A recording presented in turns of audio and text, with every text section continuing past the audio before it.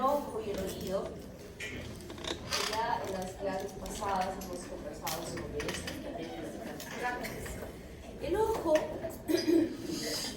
tiene varias partes y una de las más importantes, en realidad todo es importante porque si falla alguna parte ya se va a perder la visión, pero la parte sensorial de la retina es una extensión del tubo neural.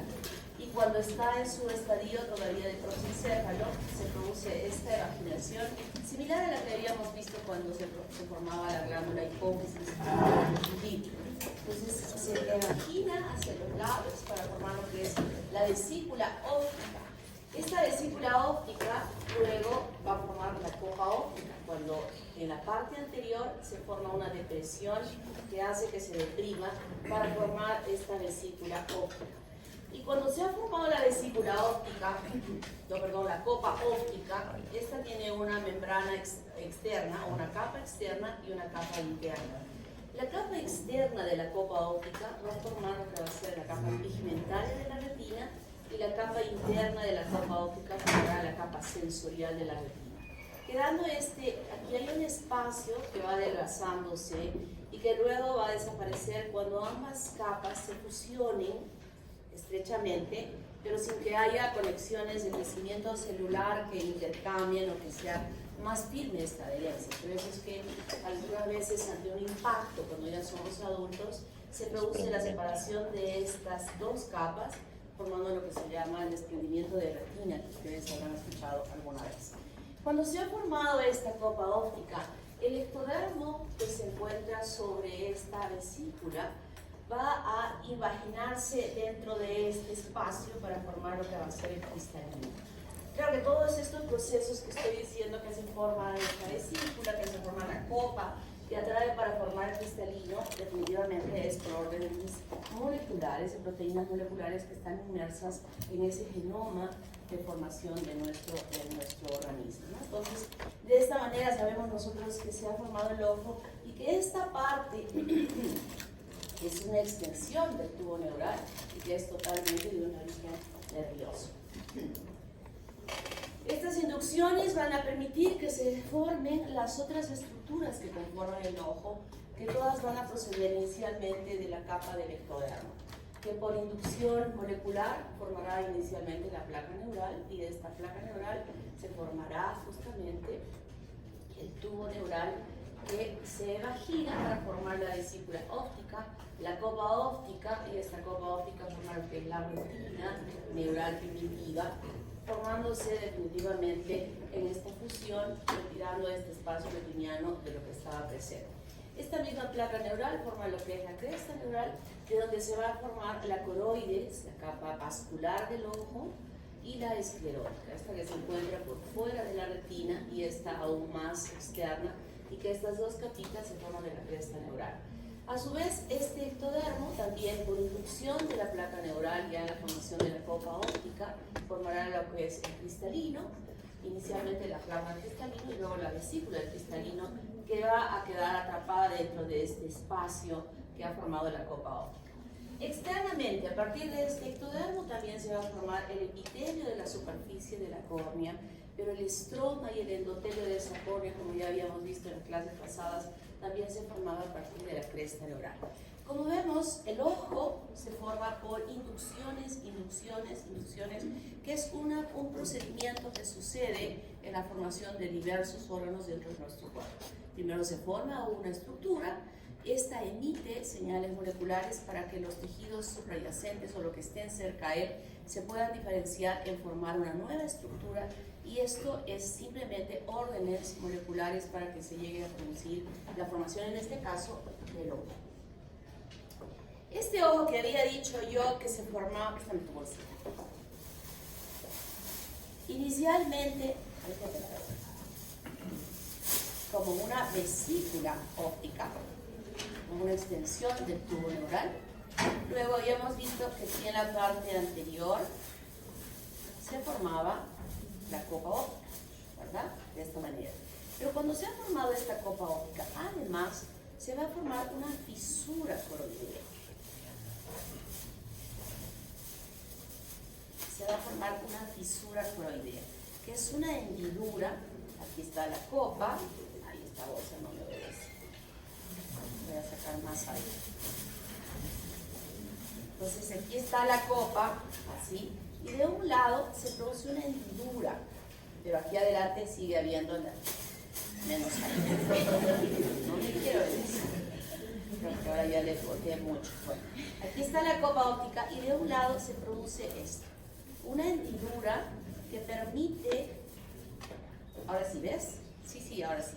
Aquí está la copa y aquí se produce una hendidura que va a permitir el ingreso por esta hendidura de células mesodérmicas que se encuentran alrededor y que van a ocupar este espacio profundamente y también aquí adelante en este espacio. Esta hendidura se llama la fisura coroidea, que es esta que estamos viendo aquí. Esta partecita. Miren que se parece muchísimo, ¿verdad? Las cosas que no están muy bien, pero la idea está dada.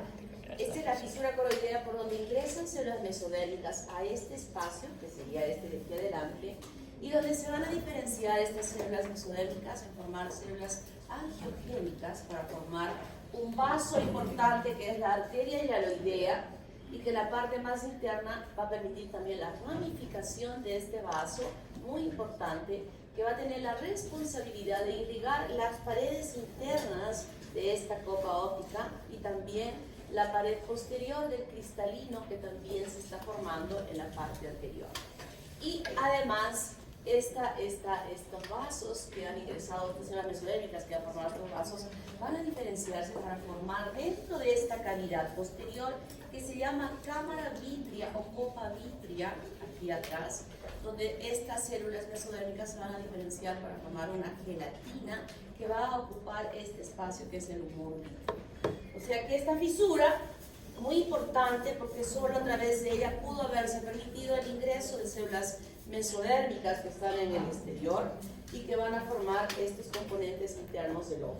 Luego que esto sucede, que ya ingresó, que ya está el vaso formado y que se está conectando hacia la parte exterior, este pliegue se cierra de esta manera y queda atrapado dentro del espesor del cierre internamente este vaso que es la arteria hialoidea. En esta imagen podemos ver cómo estas se han ramificado perfectamente bien y esta cámara está siendo ocupada por esta red vascular muy importante que tiene la responsabilidad de irrigar a este cristalino que se ha formado.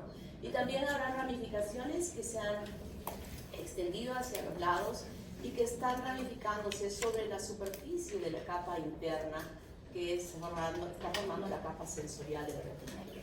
Esta arteria hialoidea, que ya aquí está más establecida, miren, aquí se cerró la fisura coroidea, se cierra y va quedando atrapado dentro a la arteria hialoidea.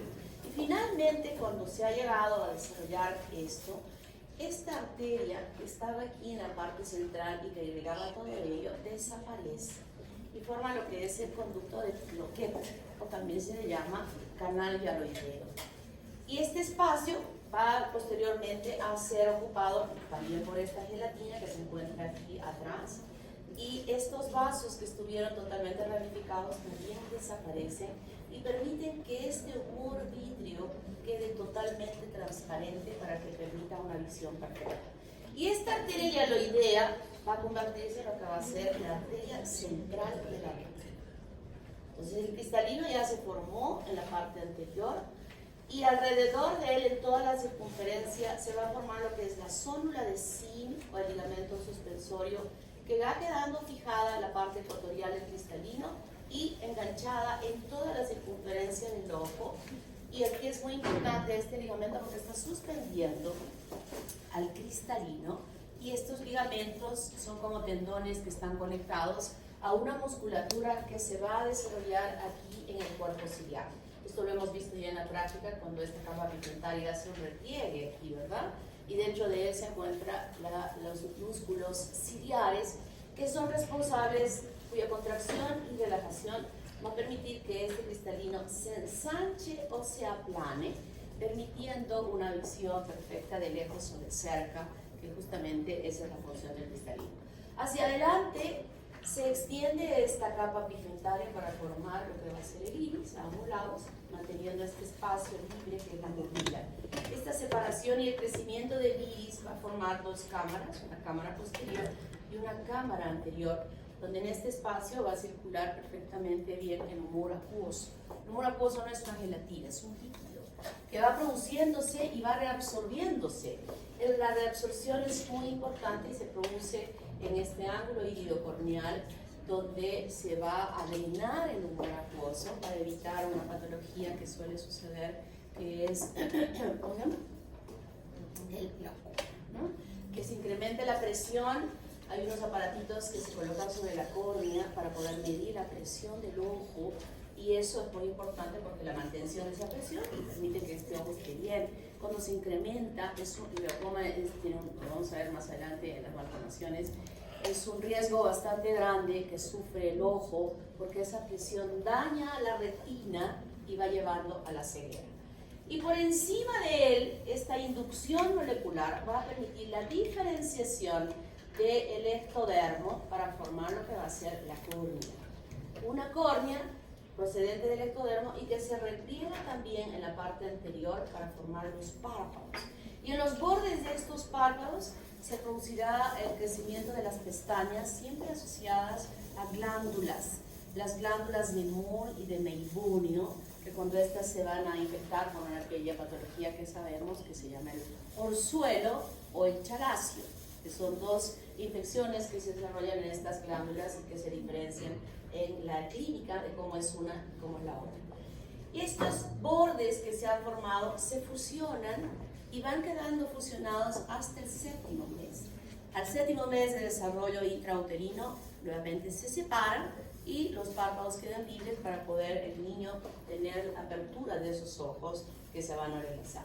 Esta red vascular que desaparece aquí, pero que se mantiene cubriendo toda la superficie de la retina, es muy importante, porque es una red vascular, una microcirculación que nos lleva desde las arteriolas y metaarteriolas hasta los capilares, que pueden ser visualizados perfectamente bien a través de una evaluación que se llama el examen de fondo de ojo. Este examen de fondo de ojo ustedes lo van a aprender tanto en medicina interna como también en oftalmología, con un aparatito que se llama oftalmoscopio. Claro, el oftalmólogo lo hace con un lente especial redondo que alguna vez ustedes han hecho. Se amplía la pupila con unas gotitas que se aplican y que le produce un ojo midriático, una pupila bien dilatada. El oftalmólogo tiene un aparatito así como una lupa que se aproxima para ver, pero el oftalmoscopio es un aparatito más sencillo, pero que con el conocimiento y la experiencia nos puede permitir visualizar esta vascularización aquí.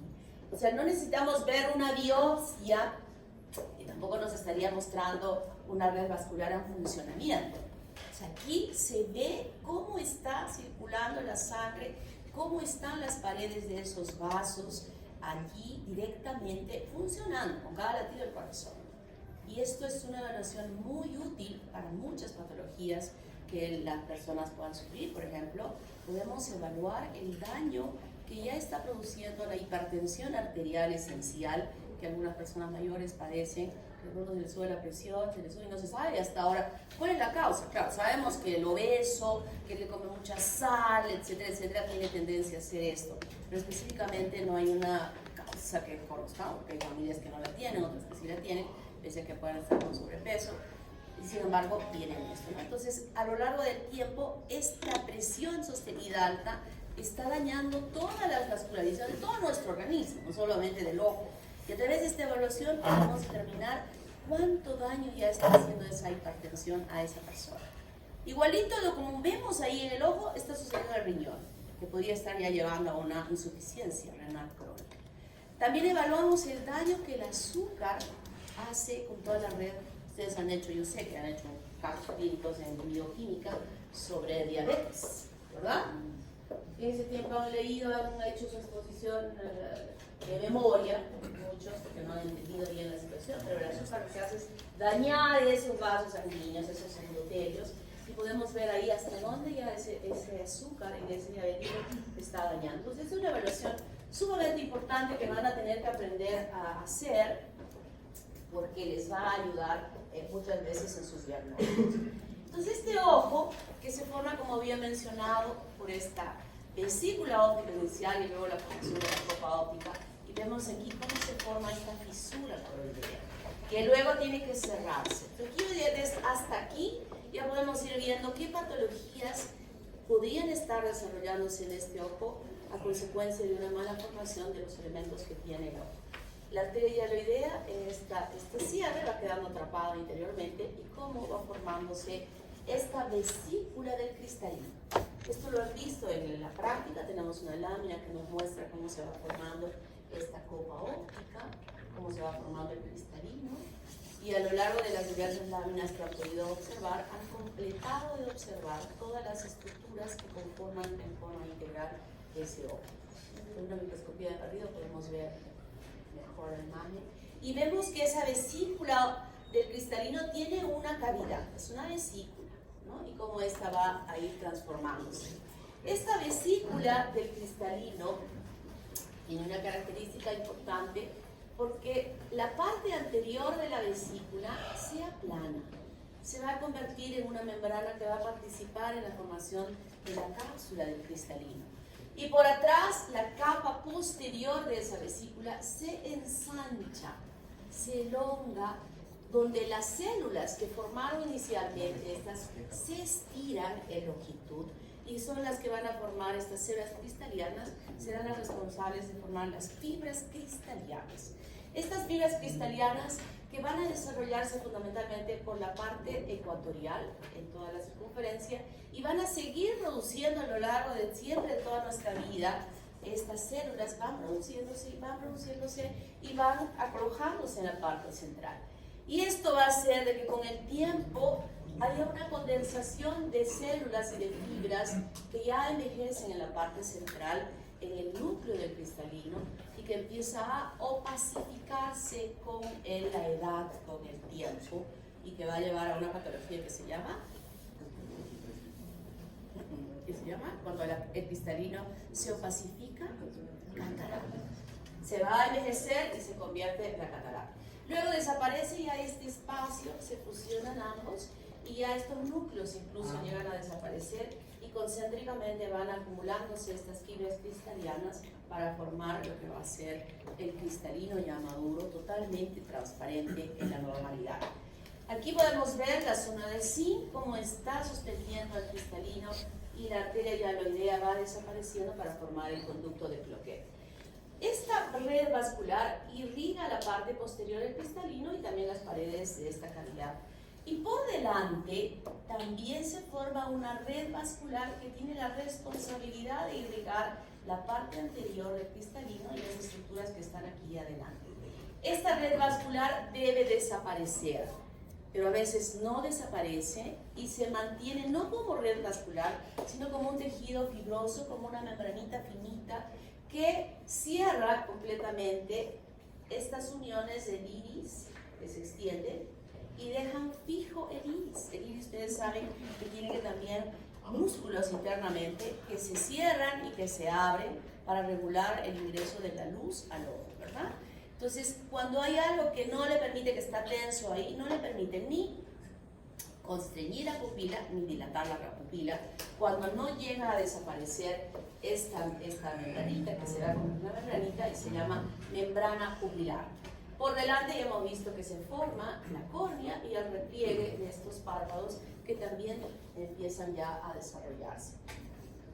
Este es el cristalino, como había mencionado, inicialmente es una vesícula, y esta se forma en el epitelio externo, va a ser parte de la formación de esta cápsula del cristalino, y en la parte posterior la que se ensancha, la que se alarga con la presencia de estos núcleos, pero que van desapareciendo progresivamente los núcleos, y es este lugar donde se van multiplicando y formando nuevas células que van a hacer que se vaya retrayendo o llegando a la línea media para formar justamente lo que va a ser el núcleo cristalino.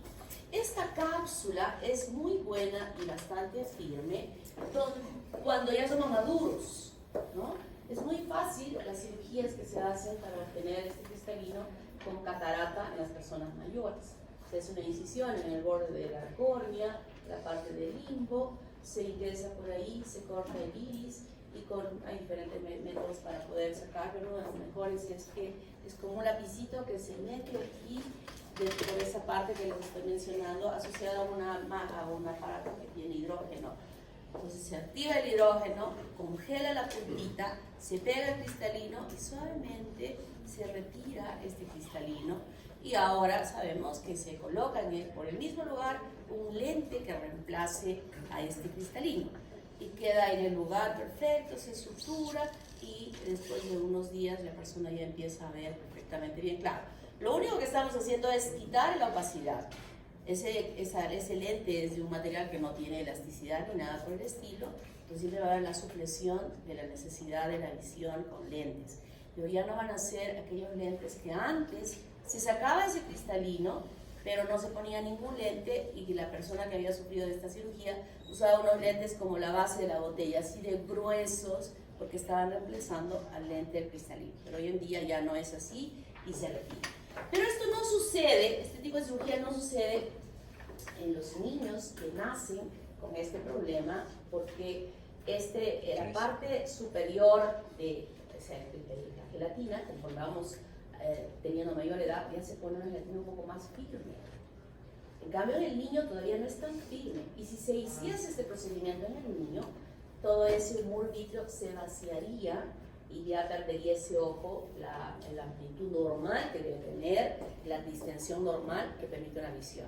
Entonces, en ese caso se corta y se deja la parte posterior de esta cápsula para que pueda detener ese vaciamiento del ojo, y sobre él se le aplica estos lentes que son especiales para los niños y que tienen que ir modificándose en cirugías posteriores de recambio, porque va a crecer y va a cambiarse este lente dentro de sus ojitos, ¿no? Entonces, para el niño que tiene una catarata con la cual puede nacer por razones de infecciones, como por ejemplo la rubiola, que puede infectar este cristalino y lo puede opacificar, si el médico o si se le dejase al niño con ese lente opacificado, podría perder la visión. O sea, que tienen que corregir el problema para que su nervio no se afecte, porque el nervio está bien y entonces tiene que retirar ese lente para que el niño no pierda la visión.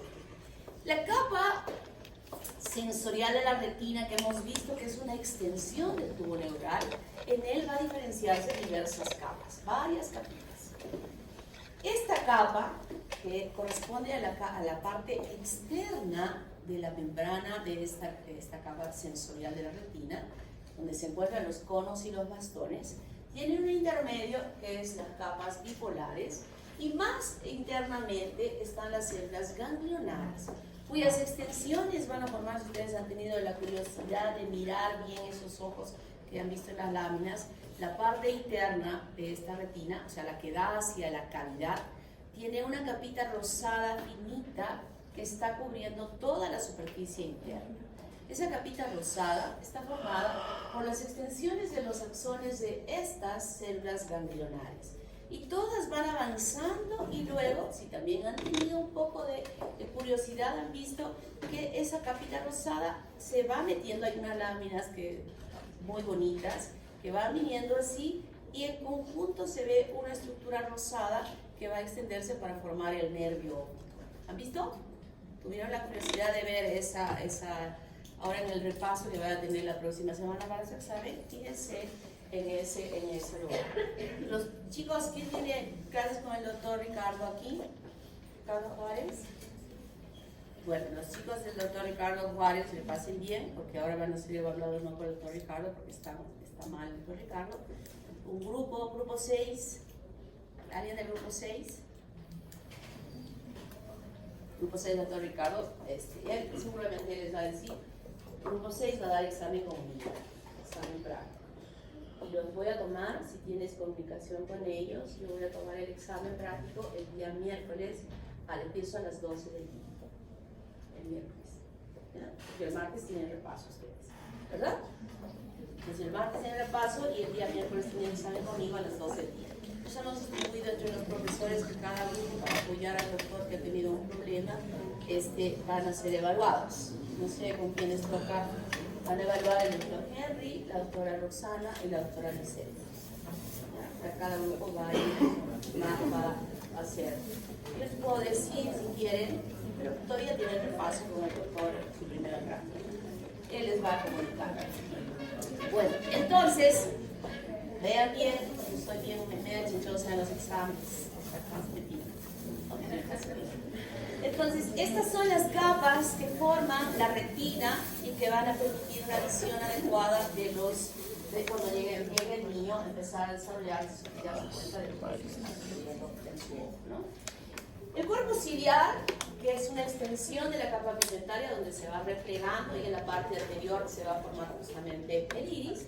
Aquí hay musculaturas.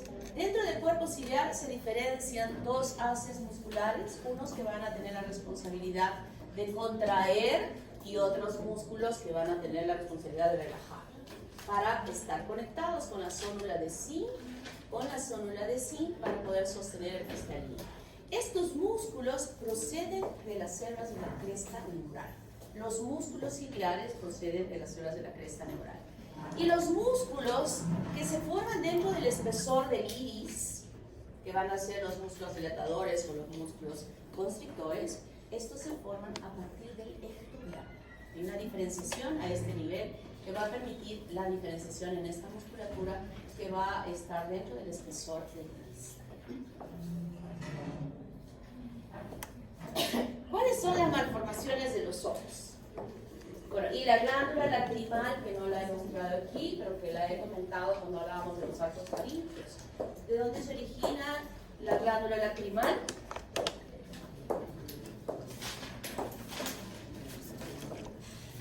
¿Hemos visto? Hemos visto la glándula lacrimal cuando hemos hablado de arcos faríngeos. Como todas las estructuras de nuestro cuerpo, hay partes funcionales y partes de sostén. ¿Va? El estroma y el parénquima. El parénquima de la glándula lacrimal se forma en ambos ángulos externos del ojo. Se introduce cuando se ha plegado el ectodermo para formar los párpados. En esta plegadura, porque la parte interna de este ectodermo va a formar justamente la parte de la conjuntiva tarsal, que reviste parte del globo ocular hasta que se encuentra con la córnea, que es la conjuntiva vulvar. Y en ese ángulo, las células ectodérmicas se profundizan en ambos ángulos externos de los ojos, hacia arriba. Y esta profundización de un cordón de un macizo celular luego se ramifica para formar el parénquima de las glándulas lacrimales. Pero el estroma de esa glándula se forma a partir de las células de la cresta neural. O sea, la parte estromal, como se los he dicho, que lo he explicado ahí en arcos faríngeos, es formada a partir de esas células de la cresta neural. Y la evacuación de estas lágrimas que permanentemente se están produciendo y que tienen una función importante, que es la de lubricar esa córnea, cuando nuestra córnea no está lubricada y que nosotros lo hacemos permanentemente aún sin darnos cuenta, porque vamos cerrando los ojos en un tiempo y un tiempo, es porque el ojo mismo inconscientemente nos dice: oye, ya se me está secando el ojo, échame líquido. Entonces nosotros hacemos un movimiento y lubricamos. Y esa lubricación de esa producción, cuando es excesiva y estamos tristes, lloramos y el sistema de evacuación no es el correcto. Y el sistema de evacuación se da a través del conducto nasolacrimal, que se forma en esta parte de aquí. ¿Se acuerdan cuando les explicaba cómo se formaba la fusión para que no existiese esta patología de la línea oblicua aperturada del proceso maxilar superior con el proceso nasal? ¿Se acuerdan? Que se cerraban en este ángulo, en toda esta extensión. Justamente en ese ángulo de extensión, debajo de la unión, se forma un cordón ectodérmico que se introduce hacia la parte interna.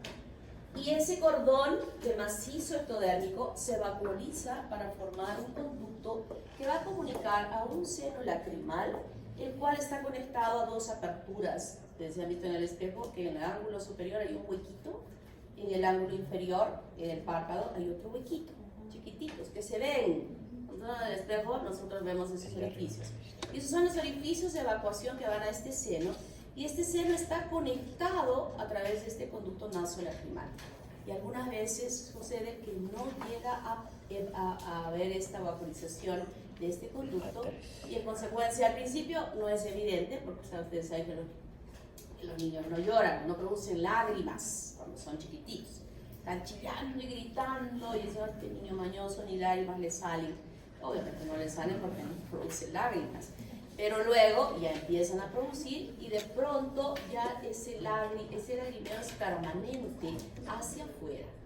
Aún no esté llorando ni esté gritando el niñito, está botando. ¿Cómo se llama esto de la eliminación de lágrimas permanentemente? ¿Cómo se llama? Epífora.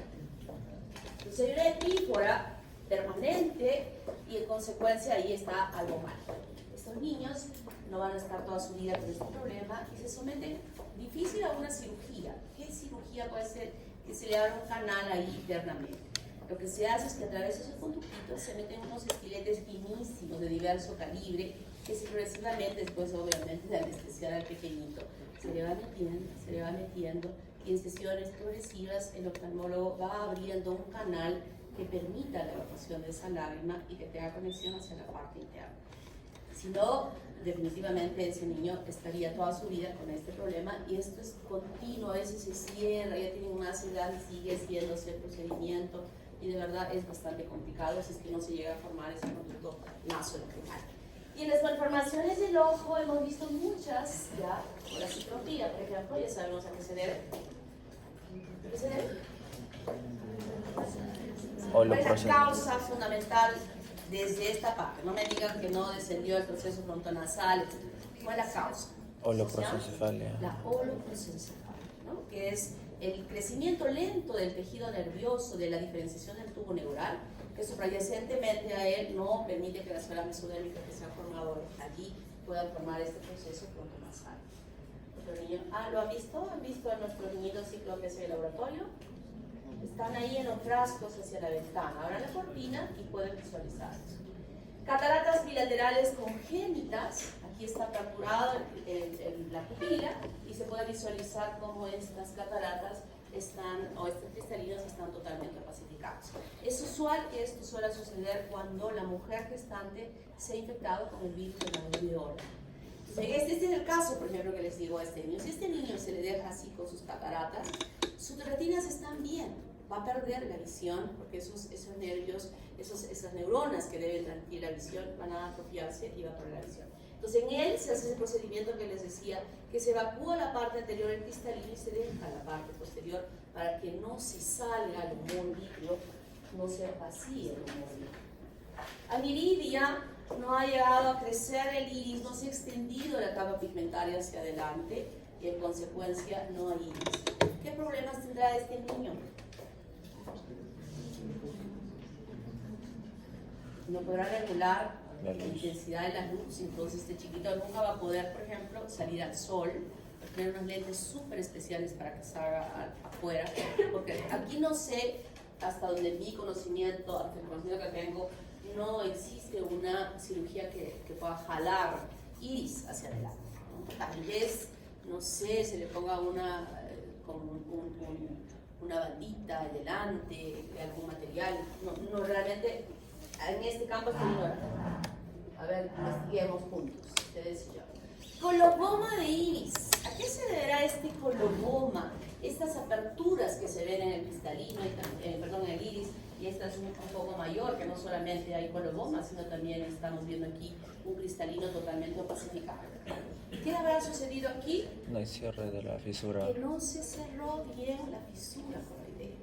No se cerró bien.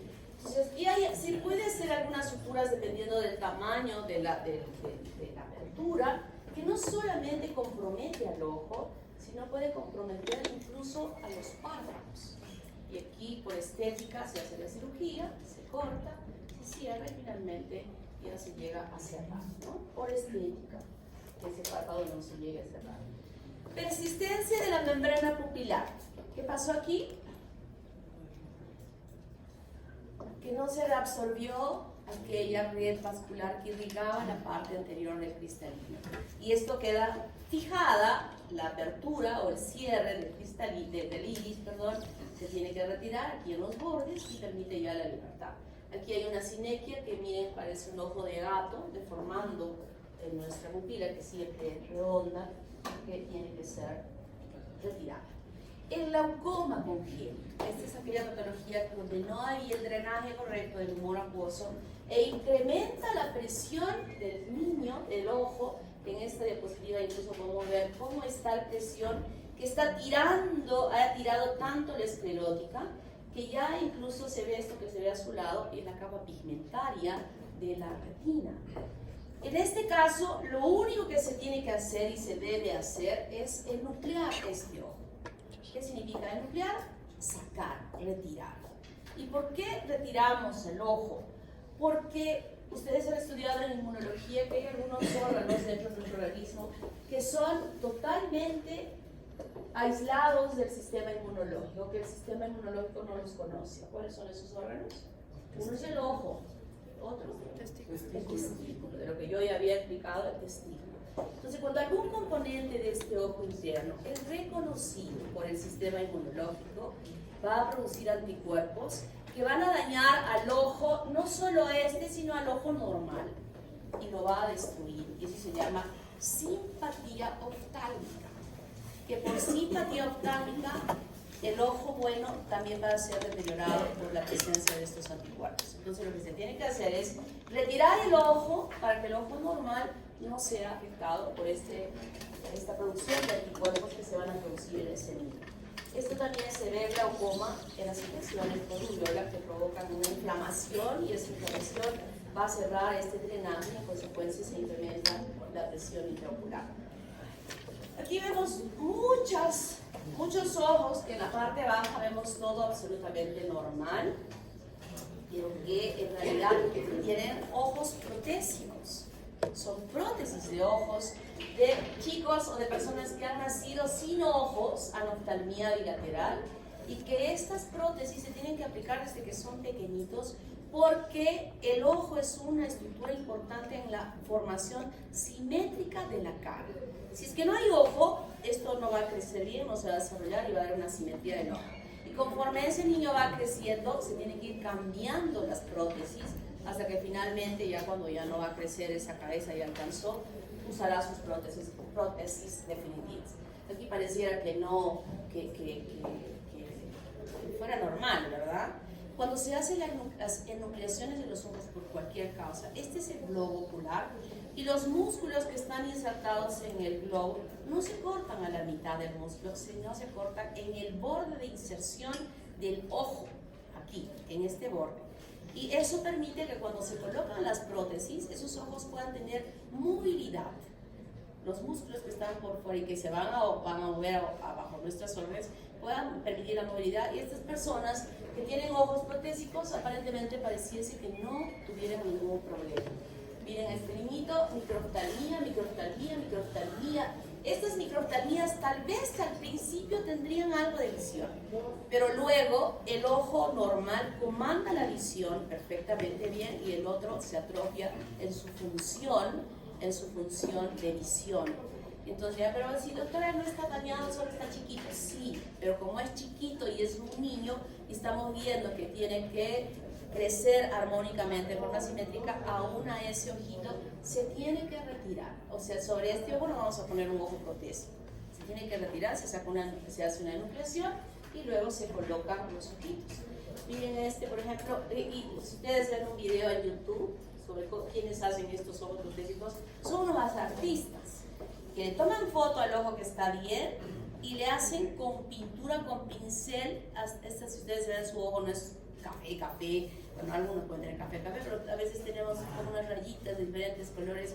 Lo hacen tan perfecto que, como este, por ejemplo, pareciese que sus dos ojos fuesen normales, o sea, fuesen de él, mejor dicho, ¿no? Porque han logrado tener esto. Entonces, cualquier alteración a nivel del ojo que dificulte la visión definitivamente va a atrofiarse y va a no tener la visión, y en consecuencia es importante que desde chicos les reemplacen estos ojos para que puedan ver bien. no ver bien, sino que tengan la característica de una normalidad por estilo. No es nada necesario que uno tenga un descontrol.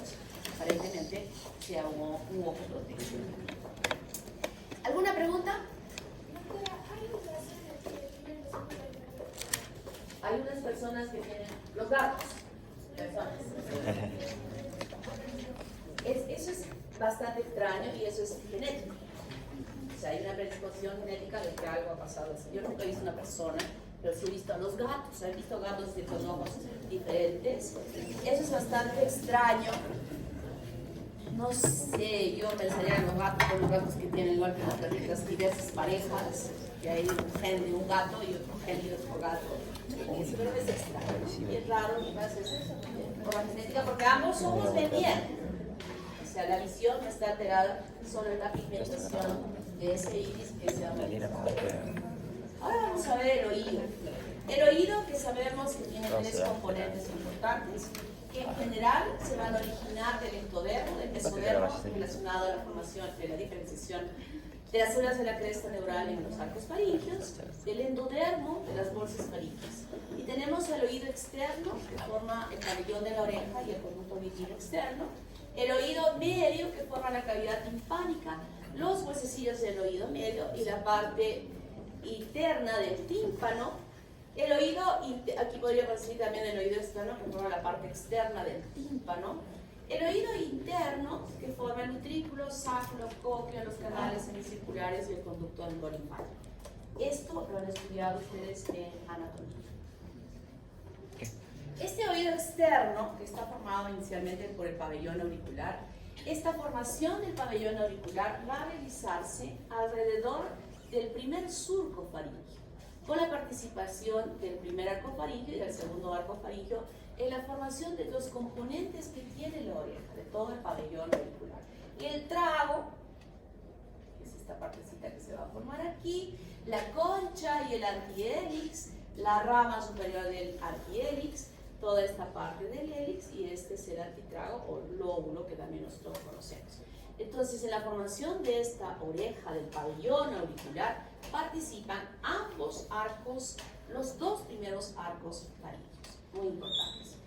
Y el conducto auditivo externo es el primer surco faríngeo que será responsable de formar justamente este canal de conexión de la parte exterior hasta que llegue a la primera membrana faríngea que formará el tímpano, la membrana del tímpano en la más parte de la parte. El oído medio está formado por la primera bolsa faríngea, que en la parte más profunda se ensancha para formar la cavidad timpánica primaria, porque esta es parte de la formación del tímpano, pero se va a formar otra estructura más para completar esta cavidad. En la parte profunda formará la parte interna de esta membrana timpánica y una conexión hacia la faringe, que es la trompa de Eustaquio. Muy importante esta trompa de Eustaquio, que permite una audición normal. Y el primer arco faríngeo participa con la formación del cartílago de Meckel y el segundo arco faríngeo con la de Reicher en la formación del yunque y el estribo en la parte posterior, y en la parte posterior también el cartílago y el yunque, y a expensas del cartílago de Reicher el estribo. Estos tres cartílagos, inicialmente, como lo han visto en la práctica en sus láminas, son todos conglomerados de mazos cartilaginosos, y en la evolución ya van a empezar a transformarse para formar estructuras ya establecidas en su formación, ¿no? O sea, estos huesecillos que tienen ya osificados por osificación endocondral en estructuras que tienen características muy importantes y que al conectarse en el interior permitirán la transmisión de los órganos. El oído interno, que también lo han visto cuando hemos visto a la altura del mielencéfalo, una gotita, que decíamos la vesícula óptica, ¿se acuerdan? Que tenía una forma así, a esa altura, se forma a partir del ectodermo.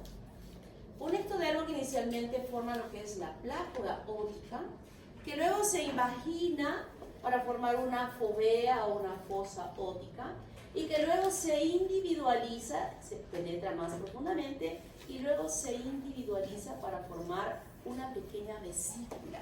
Esta pequeña vesícula es la que ustedes han visto a la altura del mielencéfalo en una de las láminas de la primera fase. ¿Se acuerdan? Esa vesícula procedía del ectodermo, que se ubicaba más o menos a ese nivel. Esta vesícula óptica es la que va a dar origen a la formación del oído interno con todos los elementos que se forman en este lugar. Nuevamente vemos aquí el ectodermo, que está formando esta fovea, que se individualiza y va a formar lo que va a ser la vesícula óptica, cuya cavidad va a tener diferentes evaginaciones para la formación de este laberinto membranoso que nosotros le llamamos. Entonces, esquemáticamente tenemos aquí a la plácoda, la vesícula, la formación de la vesícula y finalmente la vesícula auditiva. Esta vesícula va a tener un pequeño estrangulamiento en la parte central para formar en la parte superior al utrículo y en la parte baja al sacro, que formará la porción coclear y esta es la porción vestibular relacionada al equilibrio. Y por otro lado, esta vesícula empieza a hacer un cachito hacia arriba para formar lo que va a ser el conducto endolinfático. Esta parte baja del sacro sigue de lo que estaba como una vesícula, ahora empieza a estirarse como un gusanito que cada vez se va a adelgazar más, se alarga enormemente y al alargarse empieza a doblarse y forma 2 vueltas y media, esta manguerita que se forma y que interiormente sigue guardando un espacio en la cavidad, se va doblando y de esa manera se forma lo que va a ser la cóclea. Encima de la cóclea sigue manteniéndose un pedazo de sacro y en la parte superior esta dilatación va a producir 3 evaginaciones. Por favor. Voy a usar la bolsa porque ayer sacaron la bolsa. Entonces, esta es la bolsita del utrículo y de esa bolsita empiezan a extenderse, a evaginarse 3 orejas. Una oreja para un lado, otra oreja para otro lado y otra oreja para otro lado. Pero orejas así medias orejas, o sea, no es un globo, sino es así media planita, media aplanada, pero con un espacio. Esta orejita va a suceder que en la parte central se junta. La oreja se juntó, pero sigue dejando en esta parte un espacio. Donde se pegó va a haber apoptosis, muere todo este tejido y quedan estos círculos que son los canales semicirculares. Miren, aquí se juntó, aquí ya se ha habido apoptosis, se ha absorbido todo esto y va quedando todo este conducto dejando lo que van a ser los canales semicirculares. O sea, de esa forma se forma esta parte del oído interno relacionada a la porción vestibular. Tenemos los 3 canales que llegan a formarse y estos van a estar conectados al utrículo. Sigue desarrollándose aún más y tenemos la conformación de todas las estructuras que forman el oído interno a partir de esa vesícula procedente del ectodermo. Este laberinto membranoso en la cóclea va a suceder que va a quedar formándose el conducto coclear y por fuera de él, el espacio que nosotros habíamos visto, van a formar lo que van a ser la rampa vestibular y la rampa timpánica. Y dentro de este conducto coclear va a formarse ya estructuras muy importantes que van a estar relacionadas con la audición, formándose lo que van a ser estas células ciliares externas, estas células ciliadas que van a transportar la audición y que van a estar conectadas al ganglio espiral de Corti. Ustedes lo han visto en la práctica. Ese ganglio espiral de Corti va a estar conectado al octavo par craneal. Esta es la estructura que tiene interiormente y por fuera estas células o este tejido que está rodeando se va a diferenciar para formar el laberinto óseo, que inicialmente será un laberinto cartilaginoso. ¿Y cómo se integran estas porciones de las 3 partes del oído? Aquí tenemos a la vesícula óptica, que simultáneamente no es que primero se va a formar luego el otro, no, simultáneamente en los diferentes lugares donde empieza a desarrollarse, empiezan a formarse y a transformarse, que luego se van a integrar los 3 para formar el oído. Este es el canal tubotimpánico. Aquí por aquí estaría la bolsa, la parte de la cavidad que se ha llegado a desarrollar, porque es la parte más profunda. La vesícula óptica, estos cartílagos que se han formado de los dos primeros arcos faríngeos, y esta es la primera hendidura faríngea. Estaría formando el conducto auditivo externo. Sigue transformándose la vesícula óptica, los macizos cartilaginosos ya empiezan a modificar en su conformación para formar estos tres huesecillos. El conducto auditivo va profundizándose más y luego que se ha profundizado, además empieza a proliferar las células ectodérmicas que van a rellenar este espacio que se llama el meato auditivo. Se va aproximando más en la profundidad la cavidad timpánica y primaria que se está llegando a desarrollar. Y ya se va transformando más la vesícula óptica y que finalmente va a transformarse en todos estos componentes del oído interno. Los huesecillos se han formado ya mejor y este endodermo que reviste esta cavidad timpánica primaria va a empezar a adherirse a estos huesecillos, rodeándolos, cubriéndolos completamente. El mesodermo que estaba en este espacio se reabsorbe, hay apoptosis y se forma una cavidad. Este endodermo que ha revestido la superficie de estos huesecillos va a meterse también ahí, revistiendo esta cavidad.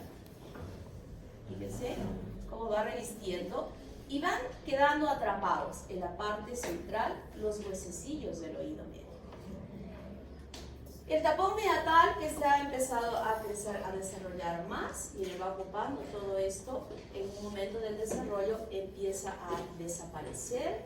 Ya la bolsa se ha profundizado en la parte más profunda de esta, va a formar conjuntamente con el ectodermo y el endodermo, habiendo siempre células mesodérmicas entre ellas, va a desarrollar lo que va a ser la membrana timpánica. Este crecimiento de células ectodérmicas van a sufrir de apoptosis y nuevamente se recanaliza el conducto, permitiendo una permeabilidad completa. La membrana timpánica, el endodermo que ha revestido completamente todo él, el estribo que se fusiona aquí perfectamente bien a la ventana oval. Ustedes recuerdan que había a este nivel, y de esa manera se forman los componentes del oído, tanto del oído externo, por aquí afuera se estarán diferenciando estas células para formar el pabellón auricular. Dentro de la estructura del hueso empieza a desarrollarse ya perfectamente esta cavidad, y en la parte posterior nosotros tenemos ya la formación del oído interno. Esta cavidad timpánica ya definitiva está conectada con esta trompa de Eustaquio, que se apertura hacia la faringe y que la tenemos aperturada toda la vida. Desde que nacemos hasta que morimos van a haber cambios obviamente diferentes en cuanto a la extensión de este tubo, que es más corto cuando son niños. Por eso es que los niños enferman muy frecuentemente de que algún problema a nivel de la faringe puedan hacer otitis, ¿no? Nosotros nos enfermamos N veces de faringitis y no nos da otitis, por esta estructura anatómica corta que es en los niños, y que su presencia es muy importante, definitivamente lo es, porque va a permitir una aireación permanente de este espacio. Y a veces cuando tenemos un problema faringio, dicen, se me taparon los oídos. Sentimos eso porque justamente la inflamación ha provocado un edema a este nivel que está obstruyendo el pasaje de aire normalmente y que debe llegar a esta cavidad para que la audición sea perfecta. Entonces, como vemos, cualquier alteración a este nivel, en su desarrollo, va a traducirse en una alteración de la función auditiva, definitivamente, ¿no? Estos procesos inflamatorios a veces se extienden y pueden inflamar también esta parte de los canales semicirculares, y eso sí sucede, por ejemplo, en nosotros los mayores, en que podemos hacer laberintitis. Y en realidad no es que se haya infectado, que haya infección aquí en estos laberintos, en estos canales semicirculares, sino que la inflamación que se produce, la inflamación hace que haya este problema de la laberintitis que ustedes habrán escuchado alguna vez, y que se traduce con mareos, con inestabilidad, etcétera, porque este octavo par craneal, como sabemos, tiene una conexión perfectamente directa con el cerebelo, que tiene que ver con el equilibrio adecuado de nosotros. Malformaciones congénitas. En este desarrollo del pabellón auricular pueden quedar rezagos de estas células que han participado en su formación procedentes de los arcos faríngeos, que se llaman apéndices auriculares. Estos apéndices auriculares, cuando los llegamos a ver, en la mayoría de los casos está asociado a que ese niño pueda estar teniendo alguna malformación relacionada a su tracto genitourinario. O sea, si vemos aquí algún apéndice en alguna persona, cuando son chiquitos, se tiene que investigar si además tiene algún problema de esta naturaleza que pudiera estar repercutiendo en su vida. Una de las repercusiones más importantes de las alteraciones del tracto urinario pueden ser diferentes posiciones o algo, y que repercuten en, ¿por qué nos preocupamos? Porque ese niño puede estar haciendo infecciones urinarias. Y las infecciones urinarias no son como una infección a faringitis, porque van dejando huella en ese riñón y van deteriorándolo, que puede llegar hasta a dañarlo de forma definitiva. Atresia del meato auditivo. ¿A qué se debe? ¿Qué es atresia? Cierre. Ausencia, falta, ¿no? ¿Por qué faltará el conducto auditivo? ¿Qué habrá pasado? Hay unas celulitas ahí que se desprendían. No sé. ¿Por qué no habrá? O sea, la membrana que habían células que crecían. No desapareció el tapón. Ya esa una vez. No desapareció el tapón. O de repente no se formó el surco. Podría ser también. Pero lo que es más común es que no desapareció el tapón, porque en la parte posterior sí existe el límite de esa membrana timpánica, ¿no? O sea, ahí tiene que hacer una cirugía para retirar estas células que se han quedado allí y poder reorganizar. Apéndices auriculares con deformaciones del pabellón auricular, oreja en forma de taza, La aplicación no está. implantación baja de la oreja, no ascendido. En el ascenso, el borde de implantación de la oreja debe estar a la altura de la comisura externa del ojo, del ángulo externo del ojo. Microtia, una oreja más chiquita que la otra. Bueno, ahora todas estas malformaciones, pues la cirugía estética ha evolucionado tanto que ya nadie puede estar así, ya no hay derecho. Se sacan cartílagos de otras áreas del cuerpo que van a suplir y se arma perfectamente bien el pabellón auricular. Algunas veces tal vez ni siquiera ya se permita la audición, que haya una falla a nivel de la audición, pero la parte estética de las personas es fundamental para que no tenga ninguno de estos problemas. ¿Alguna preguntita por ahí? ¿Y cómo es la oreja? ¿Qué? No creo. Este te comentario más creo. Ahora sí.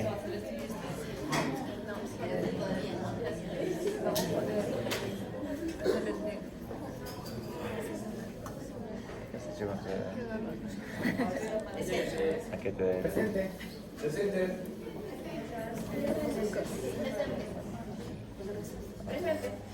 Sí le dicen a... Yo bien cago.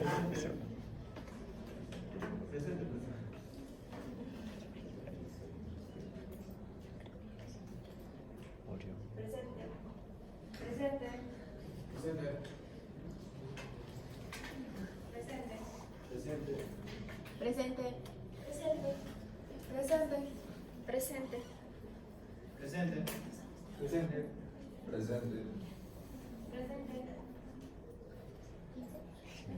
Presente.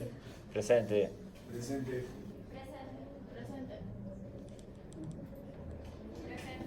Presente. Presente. Manca.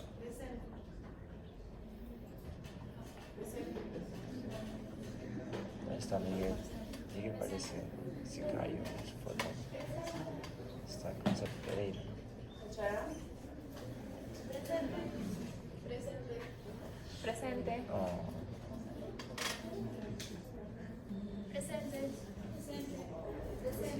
Ya me parece. Me río con esta foto. Ya.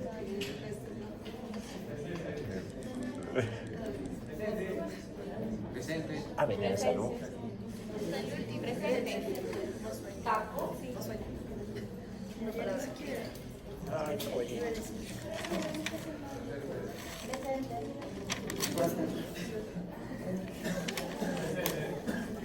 Presente. Específicamente Presente. presente. Sea. Presente. Hola.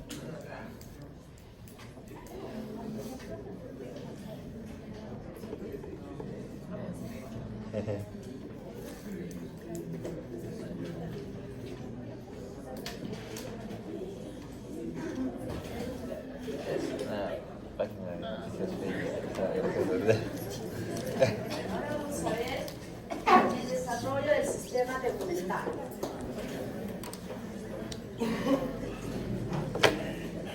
Está claro lo de ojo y Cita el oído, ¿verdad? tegumentario. Puta madre. Y también está bien en sus casos vivos. ¿Han visto? Bien en sus casos vivos. Ya les he dicho que para mí esa es una parte muy importante, la parte de los casos vivos. En algunos grupos se ha obviado por esto de la suspensión y todo lo demás, la discusión de la parte molecular, pero eso no significa que no vayan a leer en su libro lo correspondiente, porque de la parte molecular yo voy a obtener preguntas de su libro, ¿eh? Así es que lean esa parte, entiendan, veremos cuáles son las moléculas más importantes para la diferenciación de las estructuras a nivel de los diferentes ¿Qué cosa marcas Gen Ox? ¿Está claro? No vamos a hacer en la clase práctica porque las expresiones nos han destruido, pero sí, lean por favor.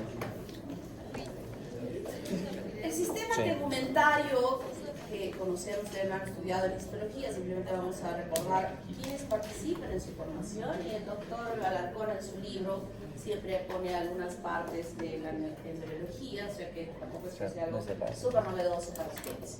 El origen es del ectodermo y de células de la cresta neural para la formación de la epidermis, el dermátomo procedente del mesodermo somítico paraxial en esta diferenciación inicial que se produce, formará lo que va a ser la dermis, y que se va a extender, estas celulitas se van a extender sobre toda la superficie del cuerpo por debajo del ectodermo, que formará lo que va a ser la epidermis.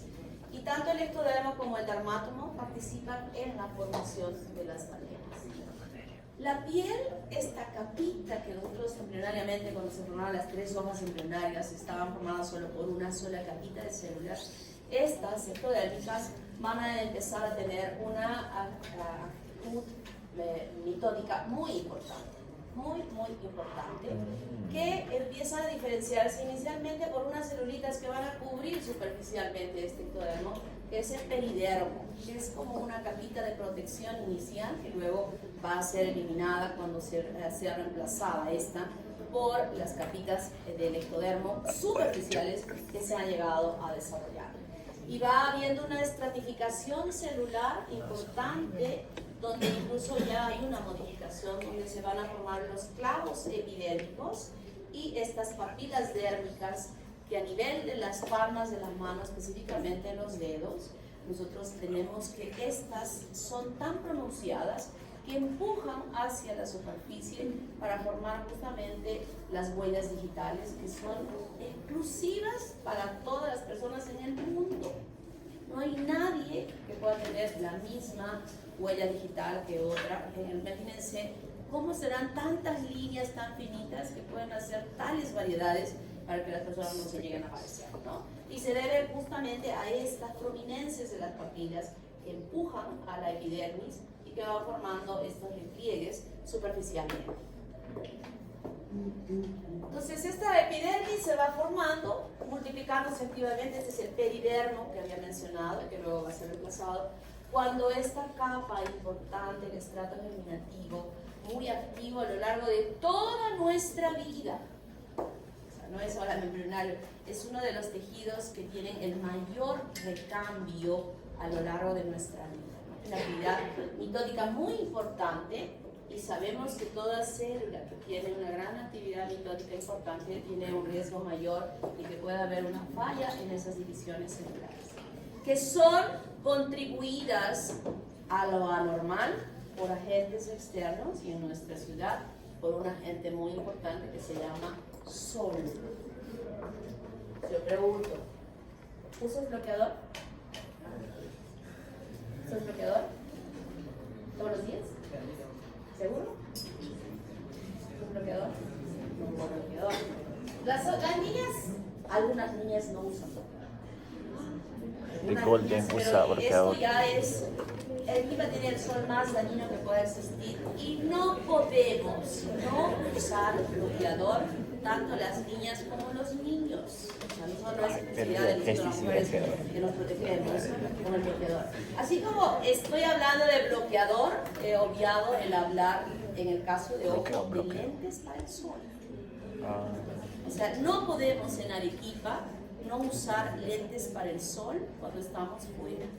Así como nos echamos bloqueador, debemos tener nuestros lentes también para el sol, porque se está viendo una incidencia altísima de daño del retina y daño macular del ojo en Arequipa comparativamente a otras ciudades donde no existe este sol que amamos tanto, que es tan delicioso, pero lamentablemente daña nuestros ojos y daña nuestra piel. Entonces debemos, no necesitamos comprar lentes fichos de sol, basta que también tenga porque no todos los lentes a veces son tan fichos, tan bonitos, pero esa capacidad UV que debe tener no la tiene. Entonces mejor es que aunque sea baratito, pero que tenga una buena. Además, ojo, los lentes de sol no sirven para tenerlos 2 años. Cada año tenemos que cambiar esos lentes porque al estar limpiando los lentes todos los días, quitamos esta protección UV de los lentes. Por eso no vale comprarse lentes caros, porque luego va a durar un año. Comprarlo económico, pero que nos garantice que ese año nos va a durar esta protección UV para nosotros. Y en el caso de la piel, el uso del bloqueador. Existen estas capas muy importantes, la capa espinosa, la granulosa, la lúcida, y este buen estrato córneo que protege, pero lamentablemente las radiaciones del sol, estas no son tan buenas cuando lleguen a querer afectar este estrato germinativo. Estas capas frente al sol no nos protegen. Tenemos que tener este recubrimiento del bloqueador para que recién estas no sean afectadas por la radiación.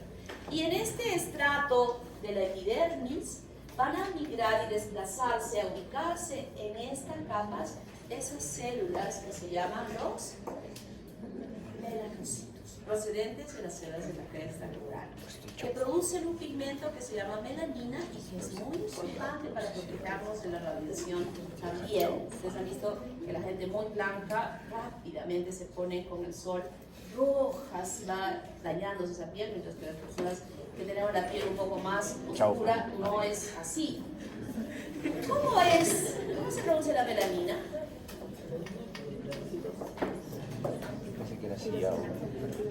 ¿Cómo se produce la melanina? Levanta la mano, pues. ¿Qué? Tirosina. Y cuando no hay esa... Y la tirosina es, digamos, el sustrato. ¿Cuál es la enzima que actúa sobre ella?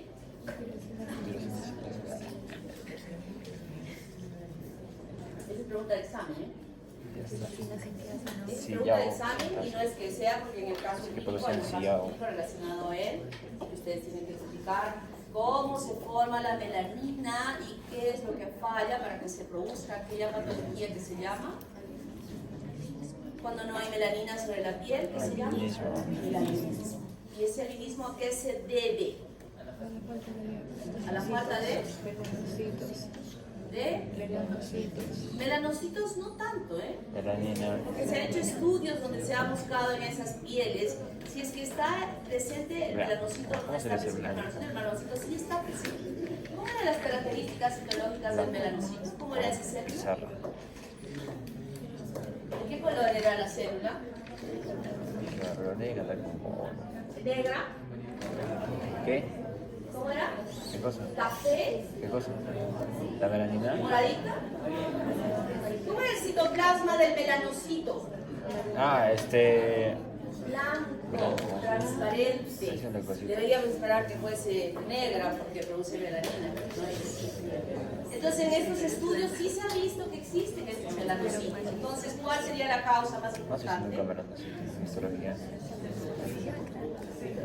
Falta de provisión de melanina, ¿por qué? Por ausencia de, ¿cómo se llama la enzima? Tirosinasa. Ausencia de tirosinasa que no está siendo producida por este melanocito y que traduce esta patología que se llama la anemia.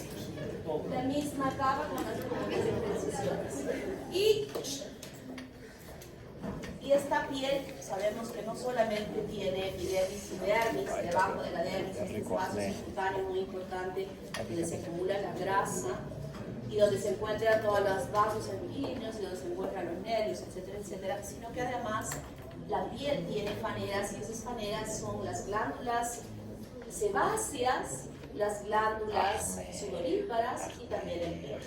Un pelo cuyo origen es la proliferación de estas células ectodérmicas que se van formando como vasos, mazos, que se profundizan en la parte de la dermis y aún un poco más profundamente también, donde estas capas ectodérmicas se van a diferenciar para formar las diferentes capas del pelo. ¿Cuáles son? No hay nada más. Pregunta del examen. Lean pelo. Pelo. Y que el mesodermo participa en la formación del pelo porque en la parte más profunda, que es el bulbo del pelo, se forma la papila del pelo, donde ingresan células mesodérmicas y vasos sanguíneos que van a ser responsables de la nutrición de la estructura del pelo.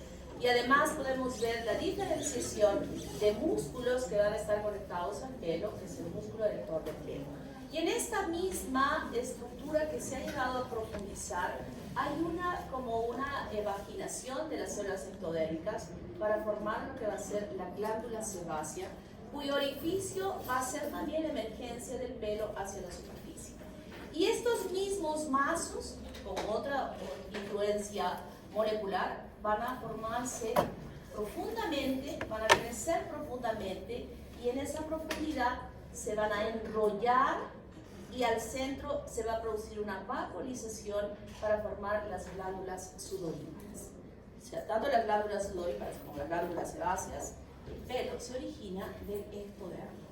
Y solamente a este nivel es que en el pelo forma esta papila del pelo que es de origen mesodérmico. Claro que todo el recubrimiento de todas estas células son células mesodérmicas que se han formado en el dermatomo, que darán la nutrición a todas estas glándulas que se van formando a lo largo de toda la superficie de nuestro cuerpo. La presencia de todo esto es importante.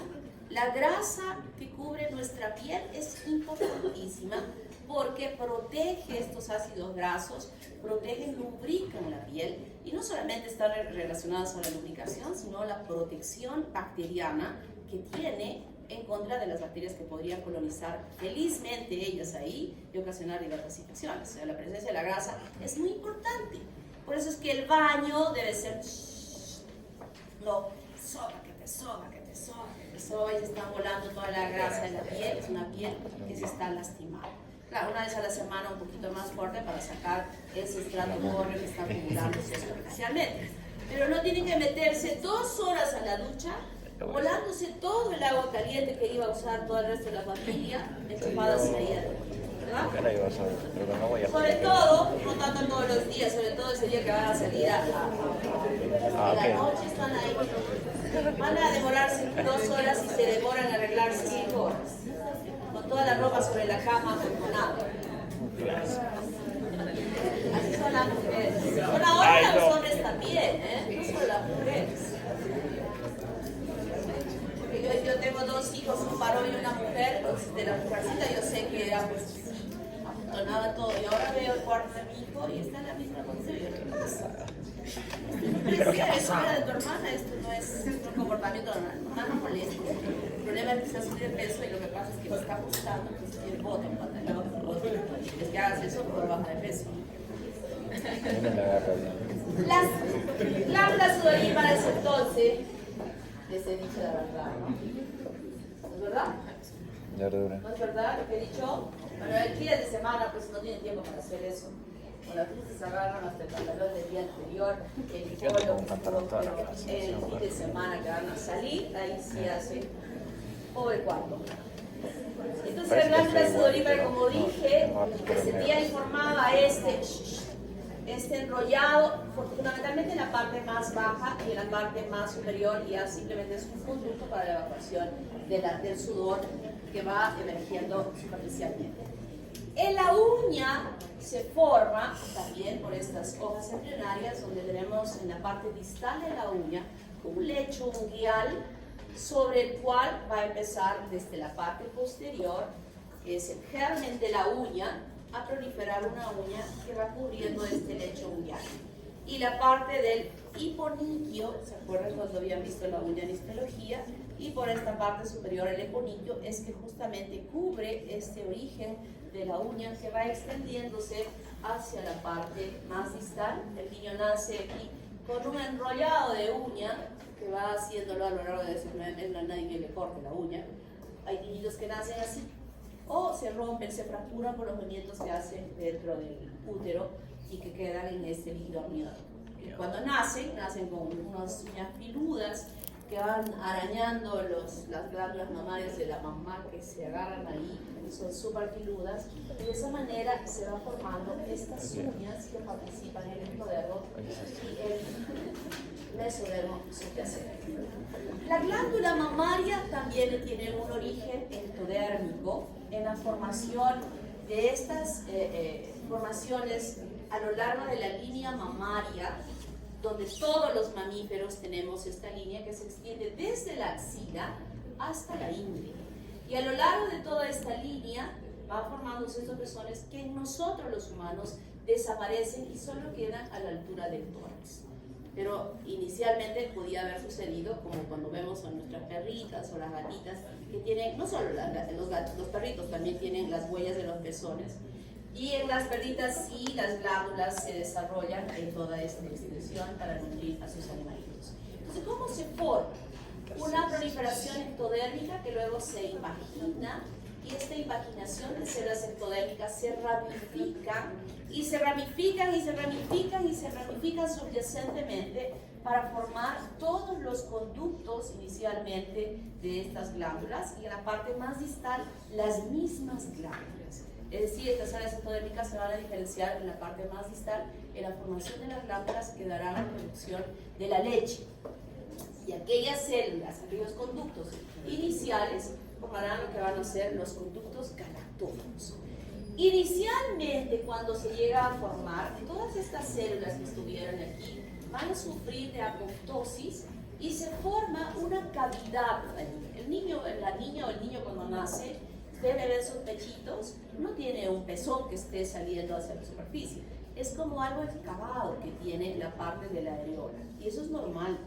Pero progresivamente, cuando el niño, y sobre todo la niña, va creciendo, va siendo empujada esta parte hacia la parte superficial, y cuando va a seguir creciendo, ya empieza a hacer relieve sobre la misma piel un pezón pequeñito. Eso es lo normal y eso es lo que debe suceder. Pero muchas veces no sucede así, y a lo largo del tiempo de crecimiento va desarrollándose, y más o menos 2 años antes de que se desarrolle la glándula mamaria, aparece debajo del pezón en las niñas un botoncito que cuando tocamos parece una medallita, un botón en realidad ensanchado debajo de él, y la mamá nos trae a la consulta porque la niña se queja de que algo le duele allí. Entonces la mamá, a veces las mamás se olvidan de cómo fueron ellas de chiquitas, sí lleva a la niña y ya vienen espantadas y está porque le tocó, y dice, tiene un tumor ahí, mi hijita tiene un tumor, como es el cáncer de mama, todo el mundo está espantada, que pudiera suceder. Pero cuando evaluamos esa niña, efectivamente tiene un botón durito debajo del pezón. Ese es el botón mamario, que claramente a los 2 años de la aparición del botón mamario, esa niña va a menstruar. Se lo decimos a la mamá, y este es el inicio de la pubertad y empezar a desarrollarse. No hay que hacer nada, si le duele mucho le podemos dar un panadol para cuando duela, pero eso es normal. Entonces le decimos, mire, y todavía vemos a la niña pequeñita, Señora, tiene 2 años para que esta niña crezca. Así es que debe dormir temprano, quítenle el celular, denle su zinc. ¿Qué más dije? Para crecer. Su estirón. ¿Qué más dije? Les dije la pastillita, aparte del zinc. Hay una pastillita, Ya no se los voy a decir. Y bueno, aprovechar que vaya a nadar, No he que juegue dicho. básquet, que corra. Es decir, 2 años que le tiene que sacar, pero el jugo a ese tiempo para que la niña pueda crecer. Porque ya Todavía tengo. iniciada la menstruación, ya esa niña no va a poder crecer más. De a poco se va. Y entonces vemos que esta glándula mamaria va creciendo normalmente, y otras veces anormalmente, Vamos a llegar al hombro. sobre todo en tamaños. Y simplemente decirles que el tamaño de la mama que una mujer tiene no garantiza que aquella que tiene grande vaya a dar una buena producción de leche. A veces las mujeres con las mamas chiquitas tienen una mejor producción de leche al momento de la lactancia. Este pezón inicialmente está retraído, como dije, en los años siguientes a su nacimiento, progresivamente debe salir superficialmente, pero algunas veces, como decía un caso clínico en ustedes, esta hendidura del pezón que lo tenía bien hacia adentro es una llamada de atención que por dentro puede estar creciendo alguna tumoración maligna que está retrayendo a ese pezón, y eso hay que solucionar inmediatamente. Malformaciones congénitas, ictiosis grave, que es... Arlequín. Lean bien esto, Estoy en mis cálculos, estoy incidiendo. ¿Cuál es la causa que se produce? ¿Qué normalmente sucede en la piel? ¿Qué sucede permanentemente? He dicho que es uno de los tejidos que nadie en este momento pueda tener una sola célula sobre la superficie de su cuerpo con la cual haya nacido. Bonitas ya las hemos recambiado durante toda nuestra vida. Entonces, ¿qué sucede en la ictiosis? No hay descamación. Esta capacidad no se descama y se va acumulando, porque no hay descamación. Y se suma a ello el cierre de tan firme es esto que es decir, si es que hubo glándulas sudoríparas que pudiera verlas, no hay forma de dónde salga. Están totalmente cerradas. Y esto es grave. Algunas veces los niños nacen con partes de su cuerpo con esta ictiosis, pero algunas veces en forma general, grave, que no pueden ni siquiera extender, porque una extensión puede abrir fisuras en la superficie de su cuerpo, y esas fisuras pueden ser sangrantes y puedan infectarse. Existen tratamientos actuales que han mejorado la supervivencia de estos niños. Son tratamientos que los utilizan desde chicos y que definitivamente han mejorado. Quiste dermoide. El niño nace con una cosa que no se evidencia, pero progresivamente va acumulándose tejido interno que va creciendo. Hipertricosis lumbar, que nos enseña en qué caso hemos visto una hipertricosis a ese nivel. Espina bífida oculta. Espina bífida oculta, con esta pilosidad que vemos ahí. Hemangiomas. Los hemangiomas son tumores de los vasos sanguíneos a nivel de la red capilar. O sea, son lagos de sangre que pueden visualizar, que a veces son algunos pequeños, que el tratamiento puede ser láser, pero algunas veces son tan extensos que no hay nada que hacer aquí nada, tocarlos es que sangre, y el láser puede acortar, acomodar, pero estas son extensas áreas de tumoración que pueden aparecer a nivel de la piel. A nivel de la mama, la politeria. En esa línea mamaria que aparezcan varios pezones, hablamos de politeria, cuando a veces simplemente es hasta una sola manchita, sin ni siquiera haber aparecido el pezón, pero que siga esta línea mamaria. Esa es una politeria.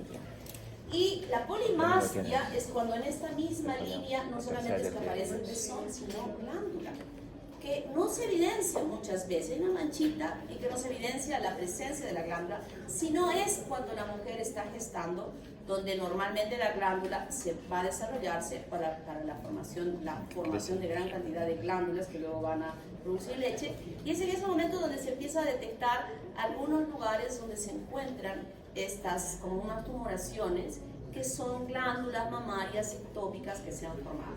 Esto es muy importante porque cuando la mujer deja de dar de mamar, si es que no ha habido alguna complicación previa, va a desaparecer nuevamente, ¿no? Y el riesgo es que cuando una mujer está lactando y tiene estos crecimientos, podría provocarse en ellos mastitis, o sea, se infecten estas glándulas. Entonces, lo ideal es que cuando está así en el momento de la lactancia, puedan ser retirados, porque es que más fácilmente se podrá conocer el tamaño de la glándula misma para ser retirada y que no haya complicaciones de infecciones.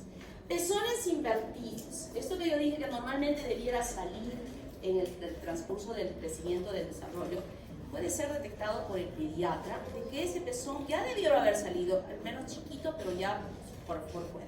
Si no está así, es responsabilidad del pediatra. Pediatra, estoy hablando de una niña de 7 años, 8 años, 9 años, que debe decirle a la mamá que hay que preparar ese pezón para cuando ella sea mamá. Y son ejercicios que se van jalando el pezón con unas cremas progresivamente a lo largo del tiempo y se le enseña incluso ya a la niña para que vaya preparando ese pezón para cuando sea mamá. Y no esperar el momento de la lactancia, donde su pezón está para adentro, esa pobre mujer no va a poder dar de mamar a su niño. Y la lactancia es un hecho muy importante para proteger a ese niño con el aporte de las sustancias, ni tanto nutritivas, porque ahora las leches maternizadas tienen exactamente los componentes de carbohidratos y de proteínas que tiene la leche materna, pero lo que no tiene son los anticuerpos que la mamá le pasa a ese niño durante el tiempo de la lactancia. Y eso es lo que se va a perder. Micromastía del lado derecho. Ayer una chica me dijo, ¿qué hacemos en ese caso? Dije, le quitamos lo que está de más aquí para que quede igual. Imposible, ¿no? Imposible. Eso no se puede darse, es maldad.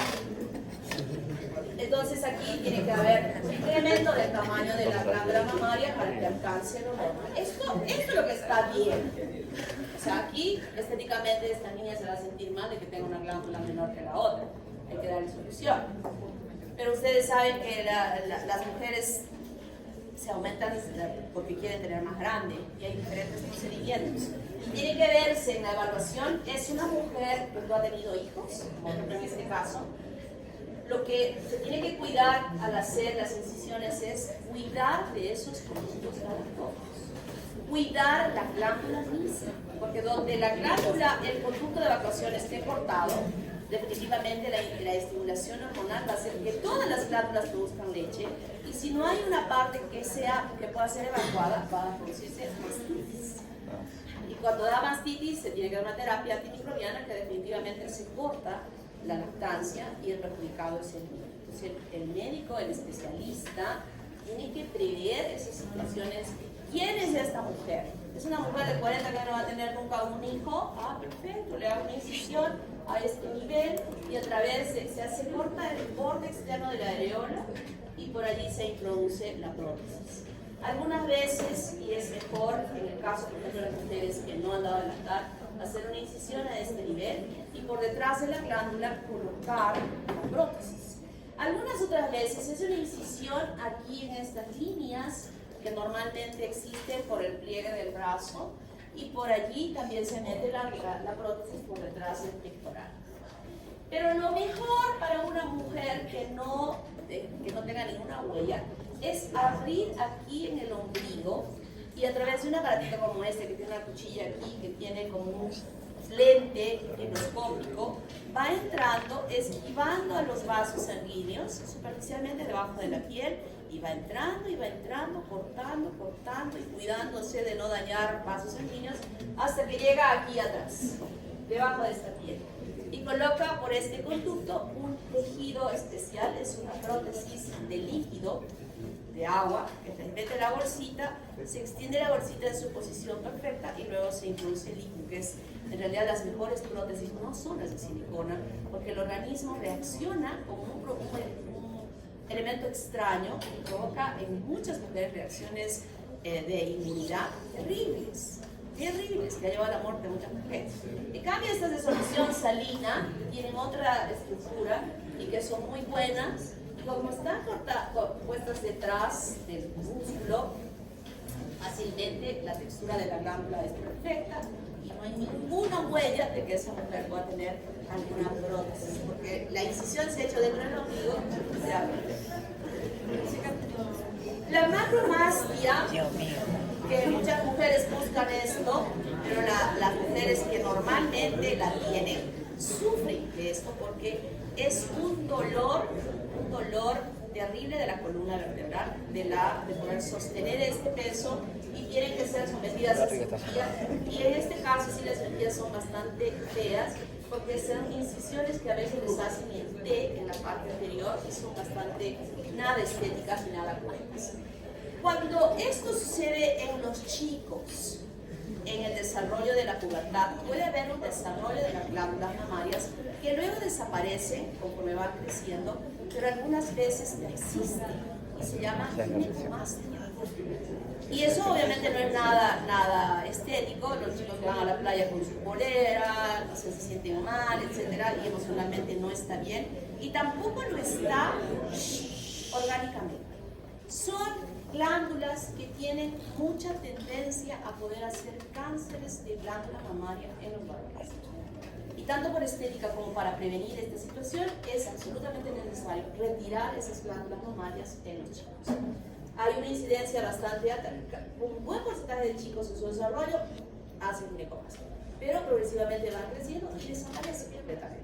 Pero hay un porcentaje en quienes sí persiste y hay que darles solución. Ahí nos quedamos, ahí es su examen, les voy a publicar en qué aulas van a dar su examen el día jueves.